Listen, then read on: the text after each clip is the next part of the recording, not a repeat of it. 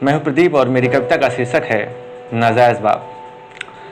तलाक हुआ था तुम्हारा, तलाक हुआ था तुम्हारा, पर तुमने हार नहीं मानी थी। माँ, तलाक हुआ था तुम्हारा पर तुमने हार नहीं मानी थी। तुम्हें घर भी चलाना था और मेरी जिम्मेदारी भी उठानी थी। माँ, तलाक हुआ था तुम्हारा पर तुमने हार नहीं मानी थी। तुम्हें घर भी चलाना था और मेरी जिम्मेदारी भी उठानी थी।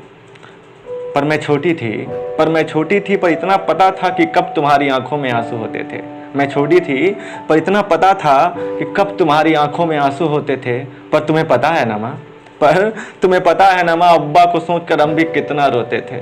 पर तुम्हें पता है ना माँ, अब्बा को सोचकर हम भी कितना रोते थे। मुझे एहसास है कि मैं तुम्हारे लिए कितनी खास थी माँ। मुझे एहसास है कि मैं तुम्हारे लिए कितनी खास थी माँ। तुमने दूसरी शादी का फैसला लिया तब भी तुम्हारे साथ थी माँ। मुझे एहसास है कि मैं तुम्हारे लिए कितनी खास थी माँ। तुमने दूसरी शादी का फैसला लिया तब भी तुम्हारे साथ थी माँ। इतने दिन बाद तुम्हें खुश देखकर मेरी आंखें भर आई थी। इतने दिन बाद तुम्हें खुश देखकर मेरी आंखें भर आई थी। और मेरे नए अबू बहुत अच्छे हैं, मेरे नए अबू बहुत अच्छे हैं, ये बात मैंने अपनी सहेली को ही बताई थी। मेरे नए अबू बहुत अच्छे हैं, ये बात मैंने अपनी सहेली को भी बताई थी।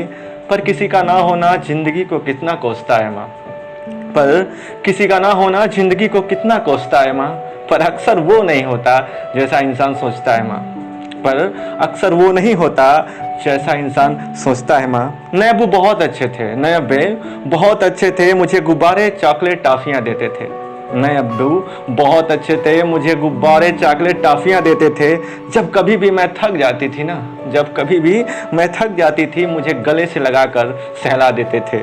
ठीक वैसे ही माँ, जैसे तुम उनके छूने से पिघल सी जाती हो और मुस्कुरा देती थी। ठीक वैसे ही जैसे तुम उनके छूने से मुस्कुरा देती थी। मैं भी पागल थी ना माँ, मैं भी पागल थी माँ। खुश होती थी और अपनी सहेली को बता देती थी। मैं भी पागल होती थी, खुश होती थी और अपनी सहेली को बता देती थी। अम्मा उसने बोला तुम्हारे अब्बू तुम्हें गलत तरीके से छूते हैं। अम्मा उसने बोला तुम्हारे अब्बू तुम्हें गलत तरीके से छूते हैं। मैंने भी बोल दिया पागल हो क्या। मेरी अम्मी बोलती है अब्बा लोग भगवान होते हैं।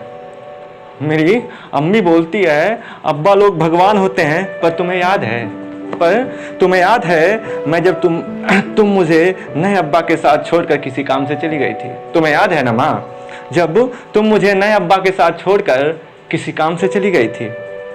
मैं सो रही थी अम्मी, अचानक मुझे एहसास हुआ था। जब मैं सो रही थी तो अचानक मुझे एहसास हुआ था एक हाथ मेरे कमर पे था और दूसरा मेरे बालों पर।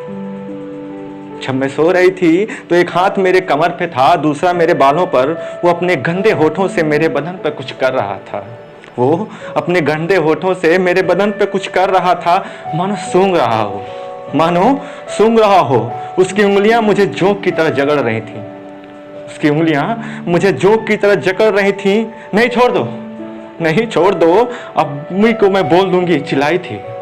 नहीं छोड़ दो तुम, अम्मी को मैं बोल दूंगी, बहुत चिल्लाई थी। उसने भेड़िए की तरह नोचा मुझे, मैंने नाखून भी धसाई थी।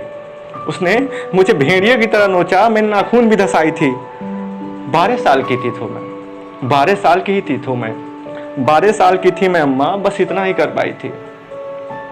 12 साल की थी मैं अम्मा, बस इतनी ही कर पाई थी। ये नए वाले अब्बू अच्छे नहीं अम्मा, ये नए वाले अब्बू अच्छे नहीं अम्मी, बस इतनी ही बात बतानी थी। खुश रहना समझ के पीछा छूटा, खुश रहना तुम समझ के पीछा छूटा, पुराने अब्बा की जो नाजायज निशानी थी।